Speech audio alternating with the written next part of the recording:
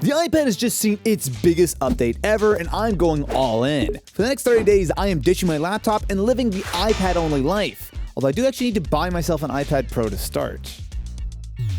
But not for $1,500. So what does 30 days of using an iPad look like? Well, I'll tell you, a big brain, because this guy ain't gonna pay no Apple tax. I instead went on Amazon and bought Renewed iPad, or an iPad and a keyboard for a whole lot less. Now the thing with Amazon Renewed is that unlike a lot of resellers, they don't give you a lot of information. A lot of companies, if you're buying something refurbished, will give you like grades and whatnot. Amazon's like, it's good, just trust us, bro. Which is normally fine. I will say I've had relatively good success buying Amazon Renewed in the past. And importantly, this is available with 1-day Prime shipping, so I'm patient. It's already got a screen protector on it. That's good, I think. Oh, and I see a scratch right there immediately. So there's a scuff right on the Face ID, which is lovely. There's a scratch on the screen protector. That's a pretty decent scratch. I don't feel it. I think this is a scratch screen and they just put a screen protector on it. They did it the wrong way around. Yeah. You know what though, to be fair, I'm that guy. I'll get a new phone, I'll use it for a few weeks, I'll scratch it, and then I'll be like, oh right, I should buy a screen protector. I'll put a screen protector over my scratch to keep it safe. Of course, to complete the setup, I also did purchase a refurbished Apple Magic Keyboard for iPad.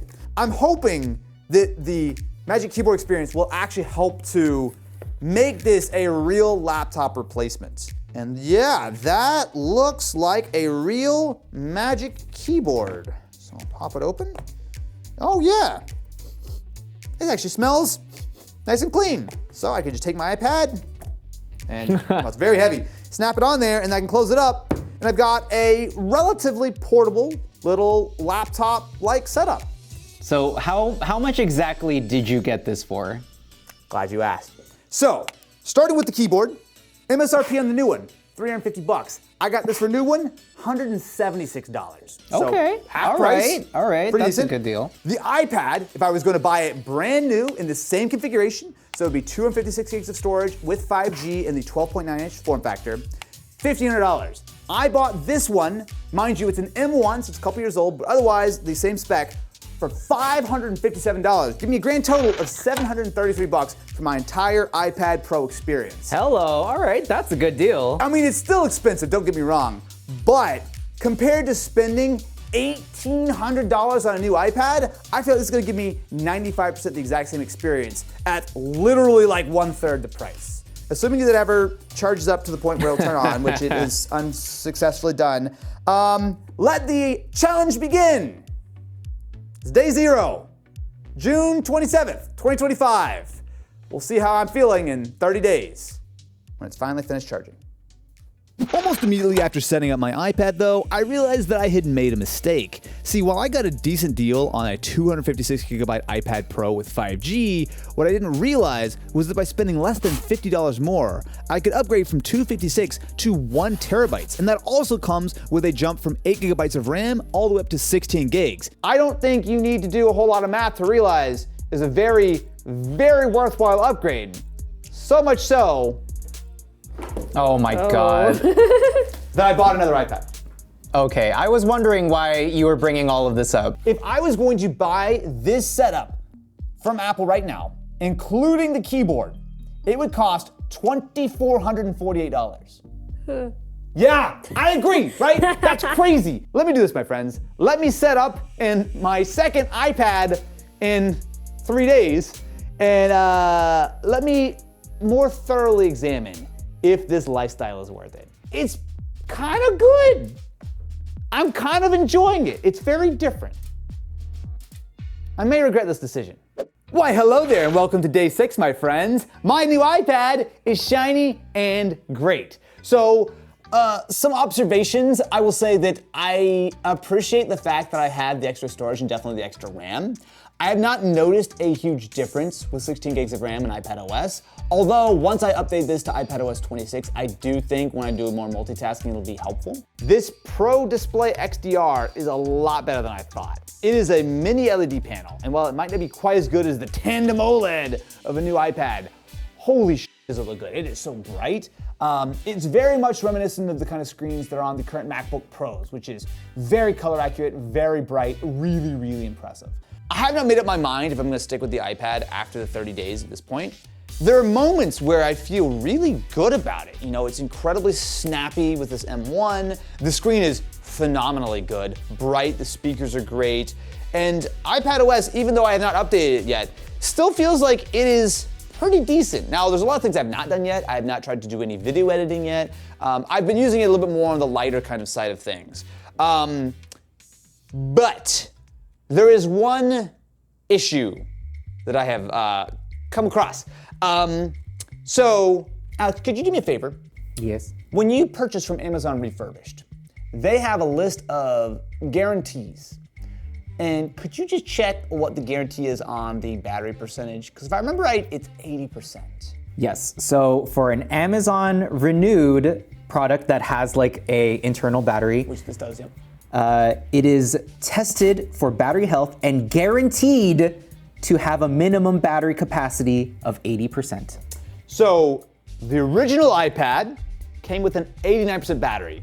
Totally acceptable, totally fine.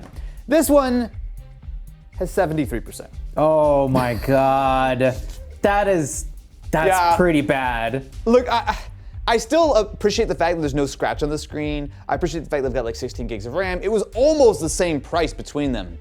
But I have two choices. One of which is I could return this one and say, hey, my battery is bad, and then I'm sure they would ship me another one and hope that that one's better. But I have a different idea, and I'm not going to like it. So they actually wouldn't swap my battery. So even though when I had run my own test, it was 73%, when they ran the diagnostic, it was 88%. And to qualify for a battery replacement, you need to be at 79% or lower. So I almost gave them my money, but not today. I'll say that the Apple Store stuff is a little bit confusing because if I would have brought in that iPad at 79% or less, they would have given me a brand new iPad or refurbished iPad for $100. But because it was above 80%, which is something that my third-party tool didn't show, but their first-party diagnostic did, there was no way for them to do anything other than for me to basically just buy a whole new iPad for like $700. So obviously I'm not gonna do that, whatever. At least I didn't have to go give them a bunch of money because I am starting to see the vision. So I've just gotten back from a trip with the iPad, and it actually went really well. So I've used it while I was taking notes during a presentation. I was in the cab on the way back to the airport dumping footage from my camera. I was editing on the plane, and all of this was actually pretty smooth and seamless. Big part of it, again, I'm gonna talk a lot about in this video, but having 5G is so nice, especially at this price point. I didn't have to worry about hotspots, I didn't have to worry about VPNs. I could just flip on the 5G no matter where I was, take notes, do emails. Like, honestly, the portable side of the iPad is absolutely what draws me to it. And this is all before updating to iPadOS 26, the whole reason why I'm doing this video. So I still need to spend more time with it.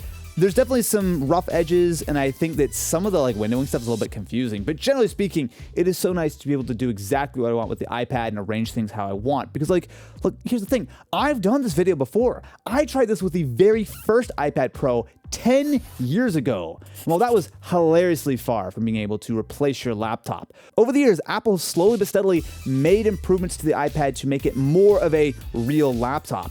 And especially with 26, it feels like it's maybe still not a full replacement, but it's getting there. Not perfect, but it's getting there. Like I see the light. Mostly. Okay, so I am approaching the halfway point of this challenge, and I would say there are some pros, but I am starting to really want to be done. Hardware-wise, I have two USB-C ports. There's one on the actual iPad, a full Thunderbolt port, and then I have an additional port on the left side of my keyboard, which is nice for charging. However, it's maybe a little bit of an edge case, but I use a YubiKey, which means that it always needs to be plugged into an actual data USB port, and that is super annoying to me. I'm constantly have to unplug it every time I need to plug in some USB-C headphones or like an SSD, or I was like plugging it into my camera to dump footage.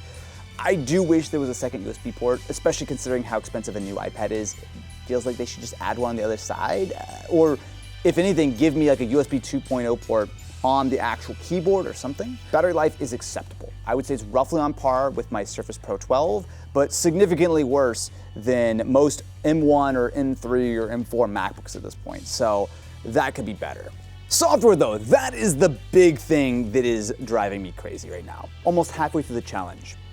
I'm not mad at the iPad, but I am also counting down the days until I can go back to the Surface or a MacBook or anything that's not, I feel like the iPad, it feels like I'm using a laptop with training wheels. And I am a big boy who learned how to ride a bike many years ago. All right, Ken, I did a thing, and I'm unsure about it. Dude, this thing is massive. So I've been using iPadOS 26 for the last few days, and I have a lot of thoughts. I don't like it, and it doesn't solve my problems with the iPad.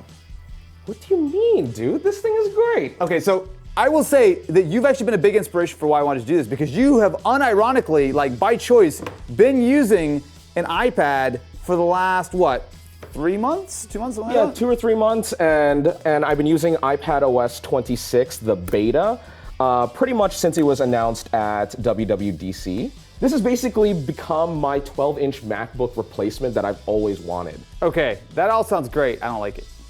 Okay, what's wrong with it for you? I spent the first couple of weeks of this challenge using iPadOS before it was updated, right? So with the old school sort of like window management, and that whole time I'm thinking, well, this is pretty decent. This is okay. I can't wait to upgrade. Having Windows is going to fix everything. I think this window management is honestly almost as confusing, if not more, than before. So yes, you're right. You have the cool keyboard shortcuts. Let me just show you my home screen right now. Do you see something wrong with this? There are apps hovering on the side. I don't, like, maybe this is just because I've only been using it for a week and I haven't spent enough time to like fully understand it. So if I swipe up, I get to my little like expose thing. But if I try to open something, okay, so it floats. But then there's so much that's like weird, like. Yeah, okay, look, they still have to figure out a lot of the actual window management things, and I do think that this having macOS would actually just solve all those problems still. There's so much that like feels like it almost is good and yet is actually just super annoying. The only benefits to iPadOS 26, I will say, the new cursor is so much better. Like the fact that like not only does it wiggle to get bigger, but it is much more precise. That has actually made a difference because a number of like apps and like, especially like websites I'm using, the old cursor was too big and round and dumb. So that's an improvement. I think I could see where your issues come from, but I genuinely value having something that's nice and small purely just for typing. Even with the dual window experience here, I can have Notion on the left and like my web browser on the right, so I could do research and type at the same time. I've just learned to not ask a lot out of it, which obviously means a compromised experience, but if it works, it works. But importantly, you still use a laptop. I do. I'm gonna spend the next week, you know, I'm not done with the challenge yet. I need to spend the next week actually like learning more of the keyboard shortcuts and yada, yada, yada. But like, I have this feeling that I'm just using a big dumb laptop. So after 30 days, where does that leave me?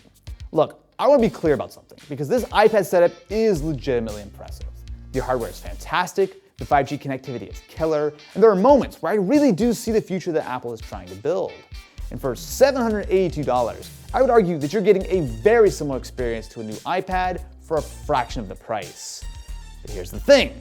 This might sound familiar if you've been following my previous attempts to switch to the iPad over the years, but I am still running into issues. The iPad has evolved a lot. It's just that I kind of argue that laptops have been evolving even faster. Now don't get me wrong, iPadOS 26 is the closest we've ever been. I mean, the new windowing system is a genuine step forward, but like, I'm still consistently hitting walls with basic stuff like the file management, like my Google Sheets not working. It just reminds me that I'm still making compromises. And honestly, I'm tired of making compromises just to live the iPad life. And you can buy a brand new MacBook Air, which delivers the full macOS experience with far better battery life and more ports, and it's only just a little bit more than what I paid for my iPad setup. I'll just be honest with you, the MacBook is a better device for most people. So, am I switching back after the 30 days? Yeah, I'm done with the iPad. I mean, for people who have simpler workflows, or maybe you grew up as an iPad baby, congratulations, the setup absolutely can work as your main machine, right? Especially at this price point. But for me, after nearly a decade of trying to make the iPad work as my laptop replacement, I think I'm ready to call it yet again. It is an incredible tablet, but it is still not a laptop. Maybe that's just okay. If you enjoyed this video, definitely be sure to subscribe to the channel and stay tuned. Next time, I'm switching to a Chromebook, or worse yet, an HP Stream.